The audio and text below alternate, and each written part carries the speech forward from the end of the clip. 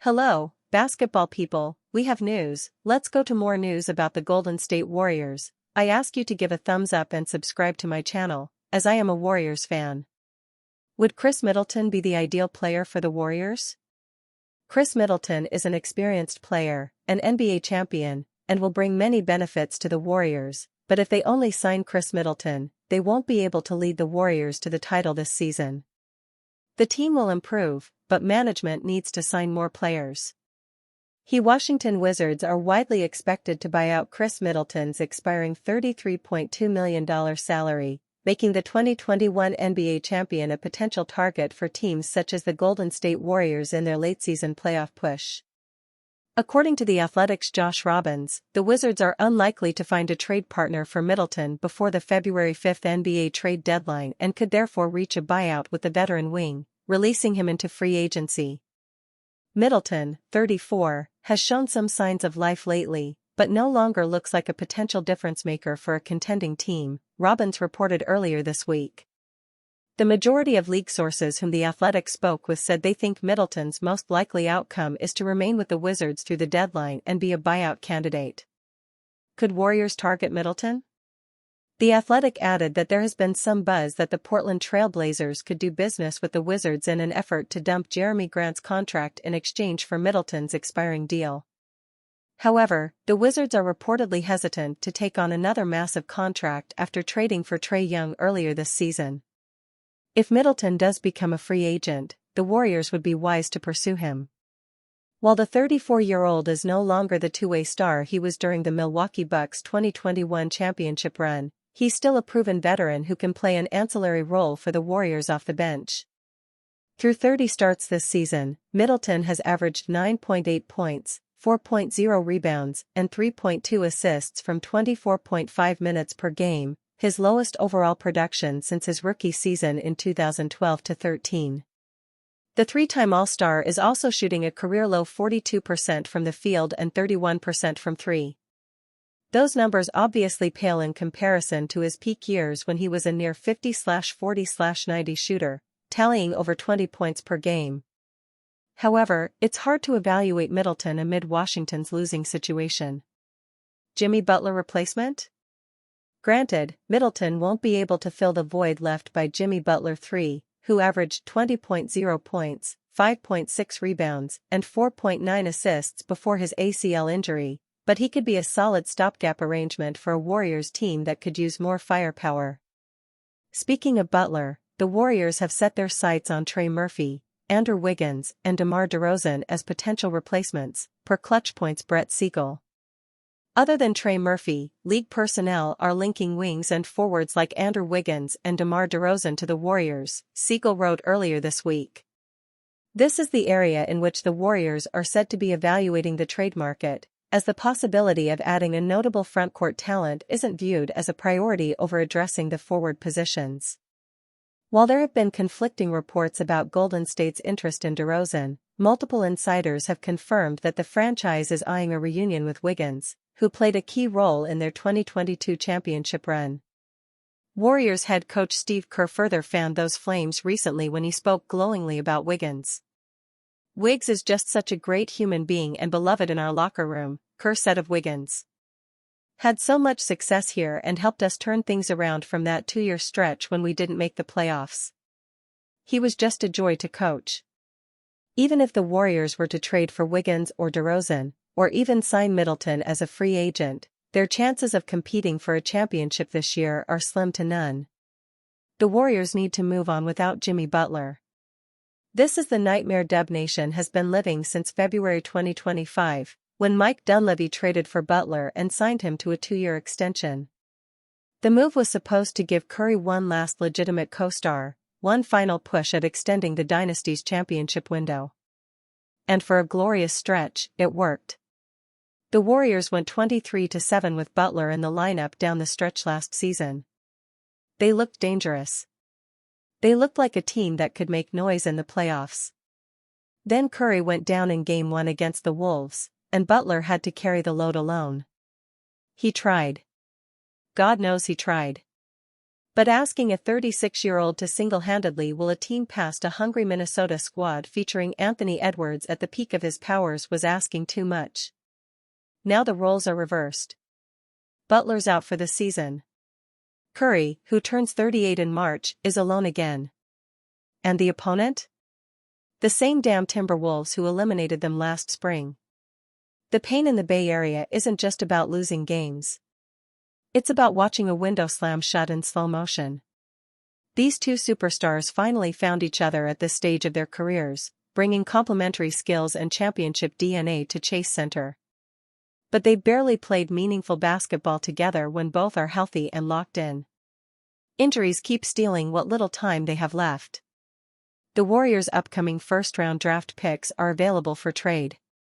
Published January 20th. 2026 updated on January 20th. It would be a competitive felony if the Warriors shot callers were to stroll past the February 5th NBA trade deadline as opponents run circles around their team, as the Toronto Raptors did Tuesday night. One of those shot callers, general manager Mike Dunleavy, says he's willing to do what's necessary in hopes of avoiding such a nightmare. For the right offer, of course.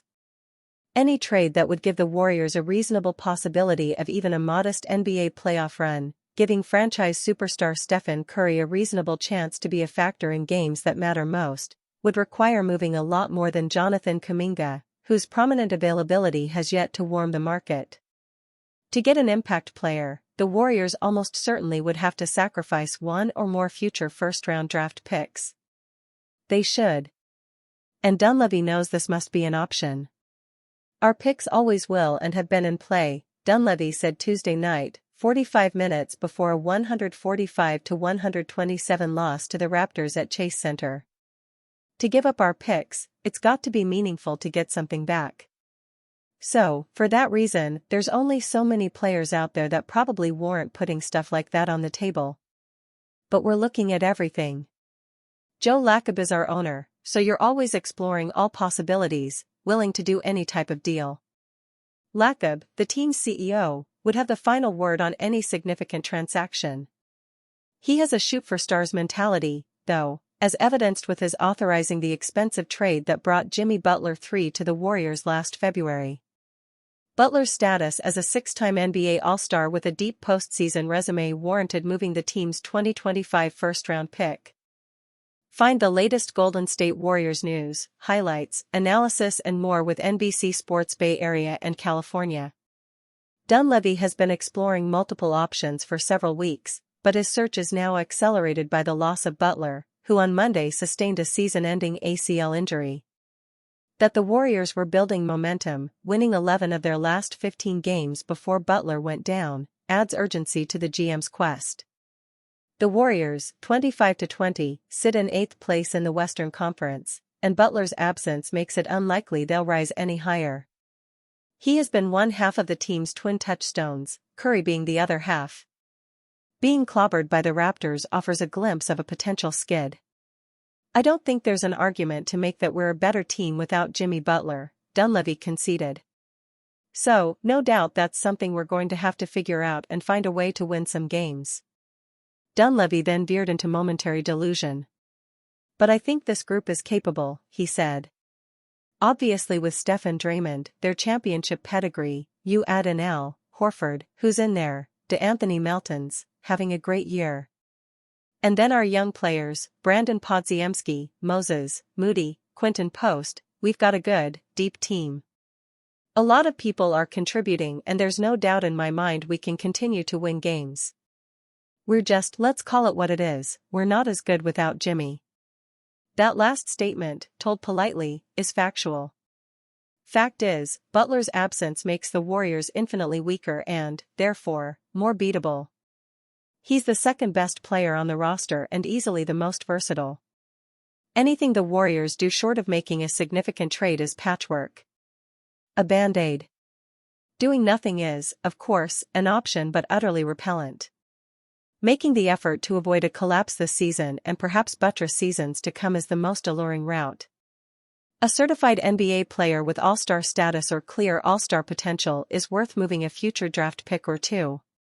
If we're talking about trading draft picks that will be going out when Steph isn't here, Dunleavy said, "It's going to have to be a player that we think we'll be getting back that is going to be here when those picks are going out. And that player's going to have to be pretty impactful. So, it would take a good amount, positionally, play style, archetype, all that. I would leave it pretty broad and open. But if there's a great player to be had, we've got everything in the war chest that we would be willing to use. All that's left is the hard part. Finding trade partners and navigating what could be a complicated transaction. The post-Curry future does not look bright for the Warriors. And those future draft picks, based on recent franchise draft history, can't be counted on to make it much better. Stephen Curry injury news puts Butler-less Warriors in tough spot.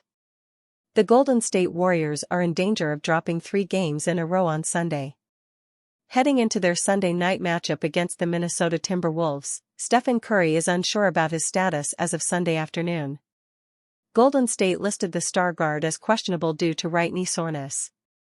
It's just another ailment for the Warriors to worry about as they were hit with some major injury news earlier this week. When the Warriors faced the Miami Heat nearly 1 week ago, they watched Jimmy Butler go down with an apparent knee injury. The veteran was dealing with a lot of pain and needed assistance getting back to the Warriors' locker room. After the game, the Warriors confirmed that Butler needed an MRI. Before Warriors fans woke up the next day, the team learned that Butler had torn his ACL. His first full season with the Warriors was over before the All-Star break. Since losing Butler, Curry and the Warriors have struggled. Heading into Sunday's action, they are in the midst of a 2-game skid. The first loss came against the Toronto Raptors. Curry shot 6-16 from the field, scoring 16 points. His struggles from the field didn't do the Warriors any favors. They were dominated 145-27 by the Raptors. In the following game, the Warriors faced an undermanned Dallas Mavericks squad. In 34 minutes of action, Curry produced nearly 40 points, making 14-27 shots from the field for 38 points. The Mavs swiped a 123-115 win over the Warriors. Sunday's action tips off a 2-game stretch. Both games will be against the Timberwolves. With Curry's knee bothering him, it's unclear if he'll get the nod to play at least one, if not both. According to NBC Sports' Dalton Johnson, the Warriors have upgraded to Anthony Melton and Al Horford, who were initially questionable. The report suggests that both players are likely to be ruled out for Monday's action. That should add some curiosity around Curry's status for both nights.